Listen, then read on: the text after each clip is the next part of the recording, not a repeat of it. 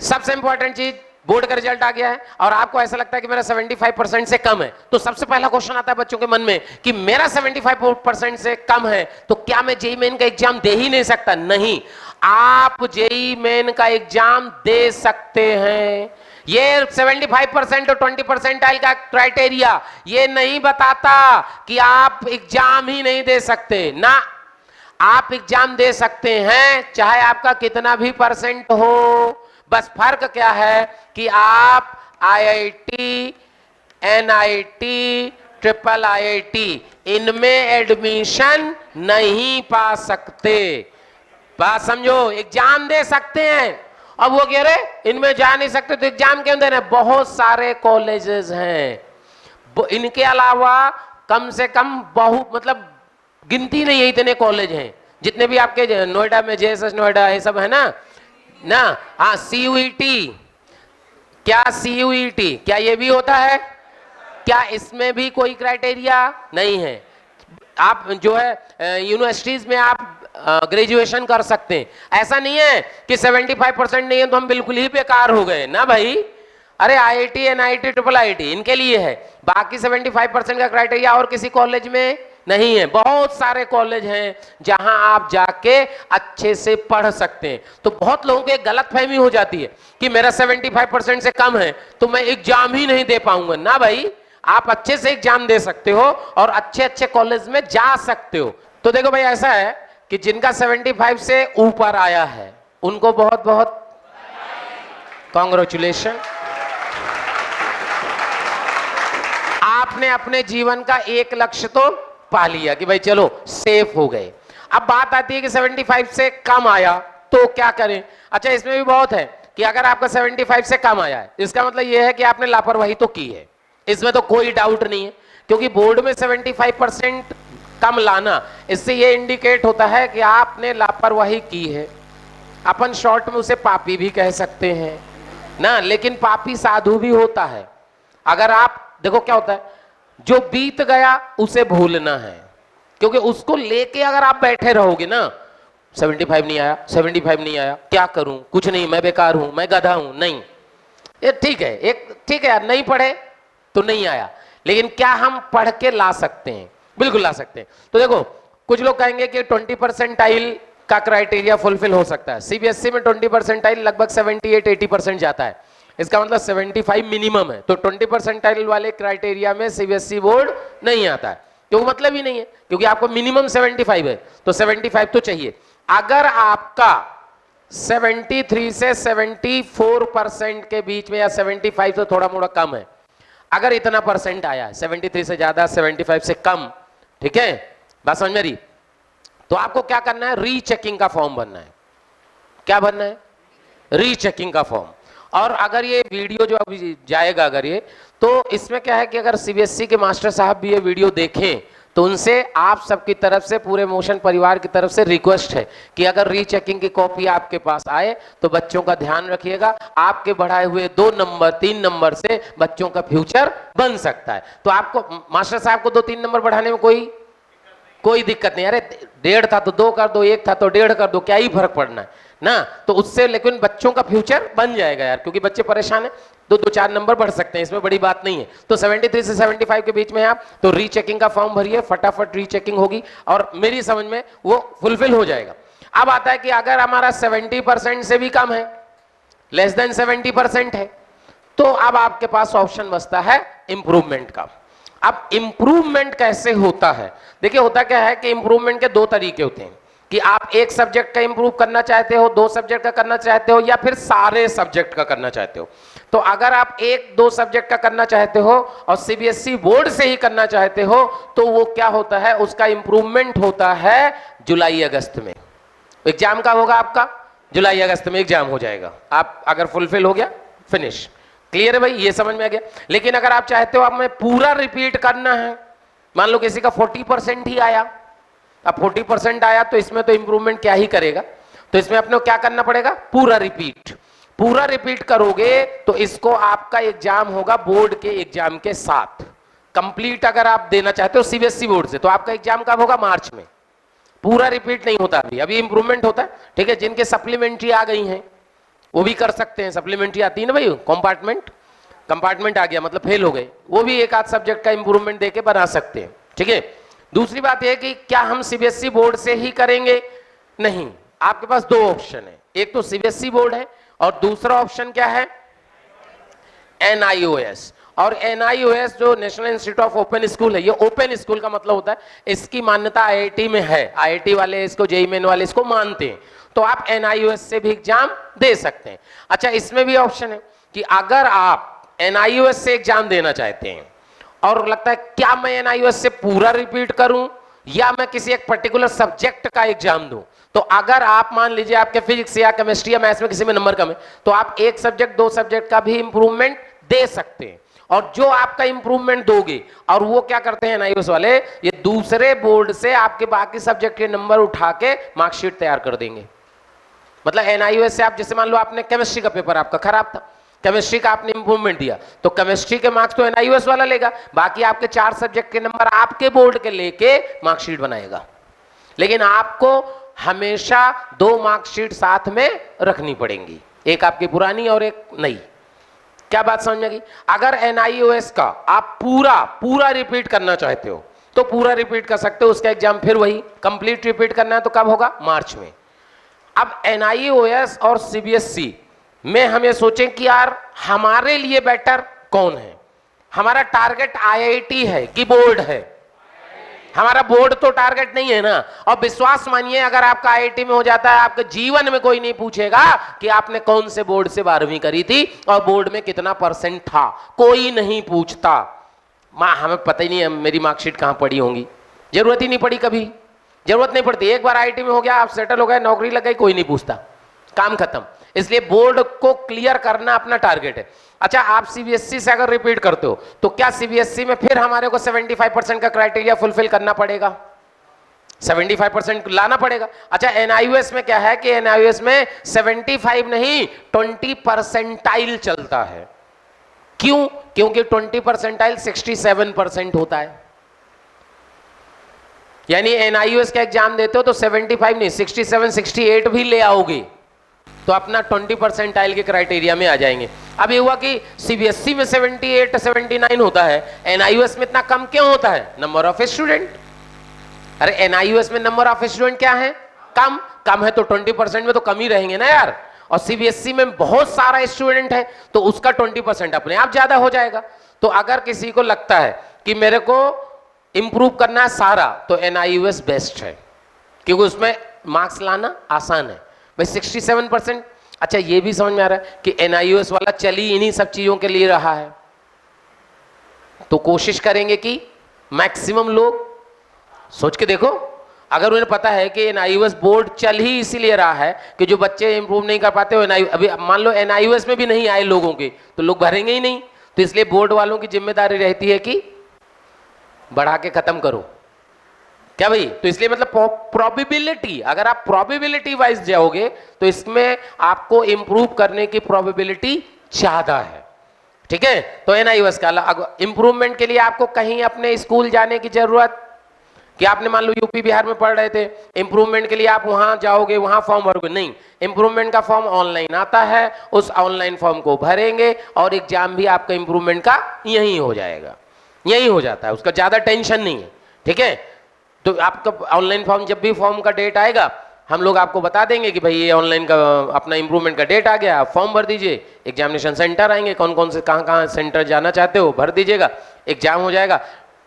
घबराने की जरूरत नहीं है, परेशान मत हो। देखो, ये तो मानना पड़ेगा कि गलती तो हुई है, अपन ये तो नहीं कह सकते। देखो, मैं बहुत प्रैक्टिकल आदमी हूं, मैं ये नहीं कह सकता कि आपने बहुत मेहनत करी है, आपके साथ बोर्ड वालों ने गलत किया, नहीं, ये गलत है। आपने लापरवाही की है, उसका भुगतान आपको मिल गया है। लेकिन क्या हम अपनी गलती को सुधार सकते हैं? यस, आप अपनी गलती को सुधार सकते हैं। कैसे? मेहनत करके। अब तो करना ही पड़ेगा ना भाई। और ऐसा नहीं है कि बोर्ड में कम नंबर आए तो आप बेकार हो। जो भी अगर आपसे कहे ना कि तेरे तो बोर्ड में कम नंबर आए हैं तो किसी काम का नहीं है, ये गलत स्टेटमेंट है। मेरे साथ बीएचयू में 3-4 लोग थे जिनके 43, 45, 46 ऐसे परसेंटेज थे बिहार बोर्ड में। 40% वाले लोग आईआईटी में थे मेरे साथ भाई साहब, 40%। बिहार बोर्ड में नंबर ही नहीं आते, क्योंकि तब हम लोग के टाइम पे जब अपन पढ़ रहे थे तब 60% वाला क्राइटेरिया भी नहीं था। 60% वाला क्राइटेरिया आई थिंक 2006 में आया है, उसके बाद 75 वाला आया। तो हम लोगों के टाइम पे तो कोई क्राइटेरिया, अटेम्प्ट भी नहीं थे, देते रहो 10 बार दो ना, देते रहो। लेकिन अब ऐसा नहीं है। लेकिन आईआईटी का रूल है कि आईआईटी में अगर अटेम्प्ट बढ़ा भी दिए जाए तो एक सिलेक्शन नहीं होता, जिसका होना है 1-2 बार में हो जाता है, उसके बाद नहीं होता। क्योंकि रटने वाला एग्जाम नहीं है ना कि आप हर चीज रट लो, कुछ तो ना होना चाहिए, मतलब यहाँ पे कुछ होना चाहिए, तभी आप आईआईटी क्लियर कर सकते हो। नीट और आईआईटी का दोनों के एग्जाम में फर्क है ना, वहां स्पीड मैटर करती है कि आप जल्दी करते हो। 720 में 650 वाले को सरकारी कॉलेज मिलता है, तो 720 में 650 तो बहुत मार्क्स हैं यार, लेकिन आईआईटी में भी 22% में सिलेक्शन होता है। तो इसका मतलब आईआईटी में लॉजिकल थिंकिंग है। मैं आपको लॉजिक लगा पाते हो कि नहीं, जल्दी वल्दी का कोई लफड़ा यहाँ नहीं है, लॉजिकल नया आप सोच पाते हो कि नहीं। तो आप में टैलेंट है, आप टेंशन मत लो, जी जान लगा दो। अच्छा, एनआईओएस का एक और फायदा है। क्या फायदा? कि ये एनआईओएस का जो एग्जाम है, मान लीजिए मार्च के लास्ट में होता है, सपोज ये मार्च के लास्ट में या अप्रैल फर्स्ट वीक में एग्जाम होगा, क्या तब तक जेई मेन का फर्स्ट अटेम्प्ट आप दे चुके होगे? जेई मेन का फर्स्ट अटेम्प्ट दे चुके होगे, तो आपका परसेंटाइल जो आना है वो आ चुका होगा, आपका पूरा कोर्स भी फिनिश हो गया होगा। तो क्या जब पूरा कोर्स फिनिश हो गया तब आप एग्जाम अगर दे रहे हो, तब प्रोबेबिलिटी ज्यादा है नंबर लाने की। मान लीजिए आपने इंप्रूवमेंट दिया और आपका एग्जाम जुलाई में है, जुलाई में है, तो अब आपको पढ़ना पड़ेगा। अब जब उसमें लगोगे तो कोचिंग छूटेगी, भाई कोचिंग तो छोड़ के ही करोगे ना, कोचिंग छोड़ोगे उसकी पढ़ोगे कि उसकी पढ़े, ये छोड़े वो छोड़े, तब कंफ्यूजन है ना। तो अगर लग रहा हो कि नहीं मैं एक सब्जेक्ट में इंप्रूवमेंट देके कर सकता हूं, अच्छा उसमें ऐसा भी है कि आप सीबीएसई बोर्ड में इंप्रूवमेंट दे लिए, समझना, इंप्रूवमेंट दे लिए, हो गया अगर मान लो बहुत बढ़िया, नहीं हुआ तो ये ऑप्शन अभी भी खुला है, ये ऑप्शन अभी भी खुला है, ये खत्म नहीं हुआ। दोनों के फॉर्म भर दिए, मान लो आपका सीबीएसई बोर्ड में इंप्रूवमेंट दे के आपने 1-2 सब्जेक्ट का इंप्रूवमेंट दिया और 75% आ गया, खत्म, दूंगा ही नहीं मैं एग्जाम अब एनआईओएस का। दोनों फायदे हैं ना। अच्छा, इंप्रूवमेंट में बहुत ज्यादा फीस लगती नहीं है आपको, मेरी समझ में पर सब्जेक्ट 200-250 रुपए लगता है, तो उतना तो कोई दिक्कत नहीं, लेकिन इसमें लगता है पैसा 7-8 हजार जो भी लगेगा वो स्कूल वालों का है, वो तो मैं बुला दूंगा, लोग समझा देंगे। अभी एक अपन एनआईओएस वालों का सेशन भी रखेंगे, एनआईओएस वाले बोर्ड के आदमी बुला रहे हैं, एक बोर्ड से बुलाएंगे आदमी जो आपको पूरा समझाएगा कि भाई अपने को देखो जानकारी तो है लेकिन बहुत नहीं है, क्योंकि अपन तो आईआईटी वाले लोग हैं भाई, आईआईटी के हमें सारी इन्फॉर्मेशन है, ठीक है, तो इसका ज्यादा टेंशन नहीं है। अच्छा एक बात और, अगर मान लो कोई कह रहा है 12वीं में फेल हो गया, 12th में क्या हो गया, फेल, अगर 12th में फेल हो गया तो क्या उसके अभी भी 2 अटेम्प्ट होंगे या नहीं होंगे? इसमें बड़ा कंफ्यूजन है।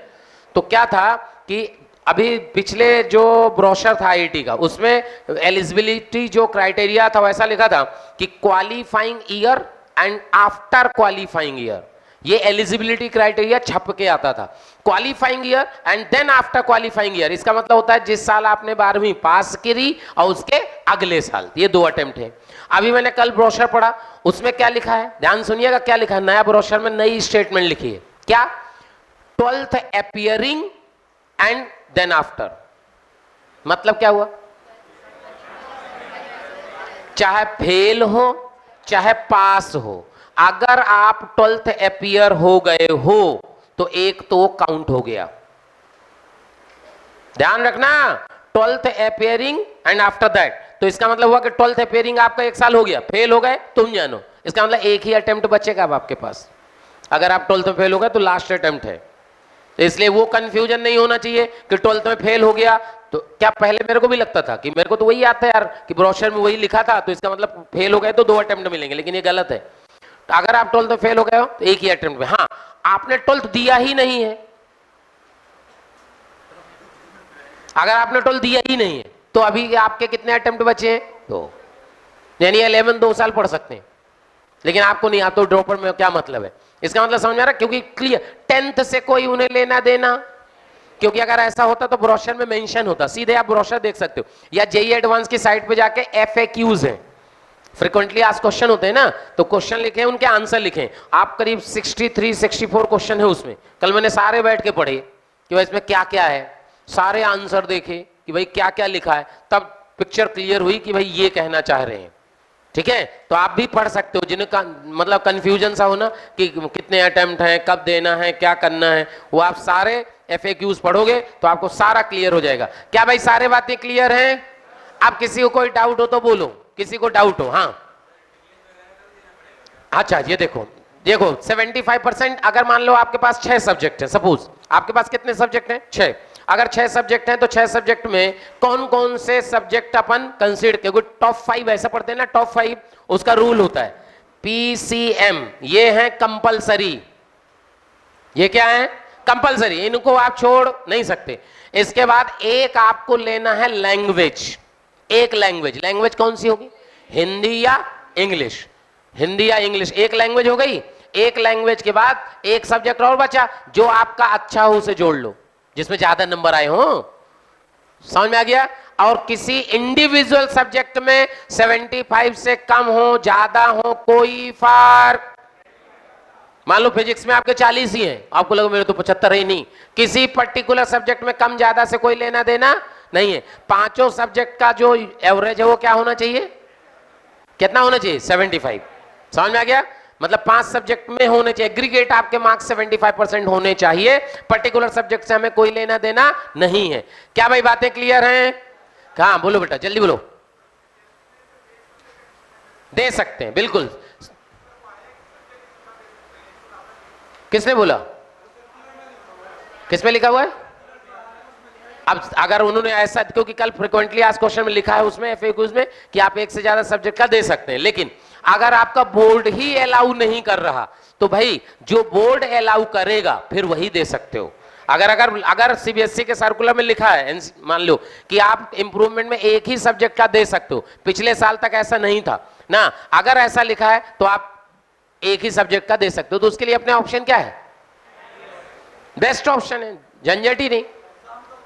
NIOS का ऑप्शन, अगर इंप्रूवमेंट का दोगे तो अभी हो जाएगा, और पूरा दोगे तो मार्च में होगा। हाँ भाई, मिनिमम। अरे यार, जब तुम 3 का दे रहे हो, 4 का दो, इससे अच्छा पूरे ही दे दो ना, फिर पूरे ही दे दो, ज्यादा समझदारी है, क्योंकि उसके पता चले नंबर वहां से बढ़ गए। ठीक है, तो अभी NIOS वाले लोग भी आएंगे, आपको पूरा डिटेल और पूछना हो तो आप और उनसे डिटेल में बात करना। हाँ फिर से बोलो, NIOS से इंप्रूवमेंट देते हैं? हाँ 2 हो जाएंगे, दोनों दिखाने पड़ेंगे, दोनों दिखाने पड़ेंगे। NIOS आप देखोगे, NIOS ब्रोशर में क्लियर मेंशन है कि NIOS को IIT कंसीडर करती है, तो अपने को क्या लेना देना? जब मेंशन है तो अपने को ज्यादा दिमाग नहीं लगाना। हाँ क्या है, NIOS को कुछ यूनिवर्सिटीज नहीं मानती, कुछ कंट्रीज नहीं मानती, तो ठीक है यार, अपने क्या, अपने को तो IIT से मतलब है ना। ठीक है, अब एक बार आप IIT से बीटेक कर लेते हो तो बोर्ड की वैल्यू वैसे खत्म हो जाती है, फिर तो IIT की डिग्री चलेगी ना, फिर बोर्ड का तो कोई पूछेगा ही नहीं ना भाई आपने कौन से बोर्ड से किया था। और बेटा किसी को पूछना है? हाँ जल्दी करो। सेम सिलेबस, सेम सिलेबस होता है, NCERT ही होती है। ठीक है, तो NIOS इंप्रूव बिल्कुल दे सकते हो, रीचेकिंग के बाद भी इंप्रूवमेंट दे सकते हो भाई। अगर आपका मान लो 73 74 के आसपास है तो डाल दो यार रीचेकिंग, मान लो बढ़ गया, 5 नंबर बढ़ गया, तो फिर अननेसेसरी हम इंप्रूवमेंट क्यों दें? सीधा काम हो गया ना अपना। हाँ क्या बेटा?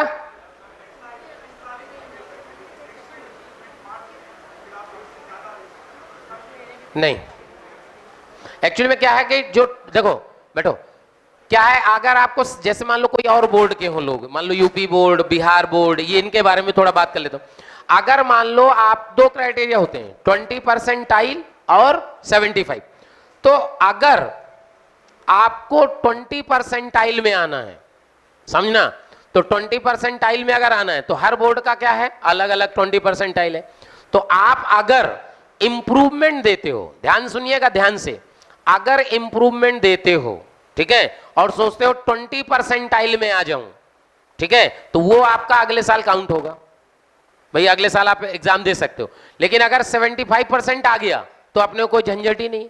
75% आ गया तो इस साल आप एलिजिबल हो ना। भाई क्या होता है कि जो परसेंटाइल होता है वो हर साल चेंज होता है। आप बात को समझो, परसेंटाइल क्या होता है, हर साल चेंज होता है। तो आप अगर हर साल परसेंट, क्योंकि आईआईटी के एग्जाम आप इस साल दोगे या अगले साल दोगे, जल्दी बताओ। तो जब आप इंप्रूवमेंट दोगे तो जो 20 परसेंटाइल वाला रूल लगेगा वो इस साल से काउंट नहीं होगा, वो अगले साल में काउंट होगा। बात समझ में आ गई कि नहीं? लेकिन 75% वाला क्राइटेरिया हमेशा रहेगा। क्या ही फर्क पड़ना है अपने को, क्योंकि 75 तो फिक्स है ना, इसमें 20 परसेंटाइल का रोल नहीं है। क्या भी बात क्लियर हो गई? पक्का? चलिए तो अपन बात करते हैं। हाँ तुम्हें क्या है, बोले तो होम स्टेट में आपका मन अगर है कि मैं होम स्टेट में जाऊंगा, वहां एग्जाम दूंगा, मम्मी पापा से मिल लूंगा, तो चले जाना, लेकिन ऐसा कोई कंपल्शन नहीं है। यहां से भी आप इंप्रूवमेंट दे सकते हैं। हाँ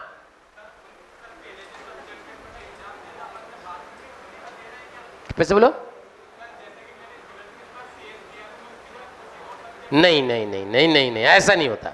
आप सब अब सुनो सुनो, इंप्रूवमेंट के लिए आप सब्जेक्ट चेंज नहीं कर सकते, कि आप एनआईओएस में भी नहीं कर सकते। क्योंकि यार एक बात हो, इंप्रूवमेंट दे रहे हो तो इंप्रूवमेंट में आपने सब्जेक्ट कैसे चेंज के लिए, बोलो मैथ से दिया था मैं इंप्रूवमेंट बायो से दे लेता हूं। अरे भाई उसे इंप्रूवमेंट नहीं कहते, वो तो रिपीट करना हो गया। नहीं नहीं नहीं, कोई चेंज नहीं कर सकते। हाँ प्रैक्टिकल नहीं देने होते, इंप्रूवमेंट में कोई प्रैक्टिकल दोबारा देने नहीं पड़ते। आपको पूरा रिपीट कर रहे हो तो आपको प्रैक्टिकल देने पड़ सकते हैं, लेकिन अगर आप इंप्रूवमेंट दे रहे हो, सारे सब्जेक्ट का इंप्रूवमेंट दे रहे हो, तब भी प्रैक्टिकल रिपीट नहीं करते। ठीक है भाई?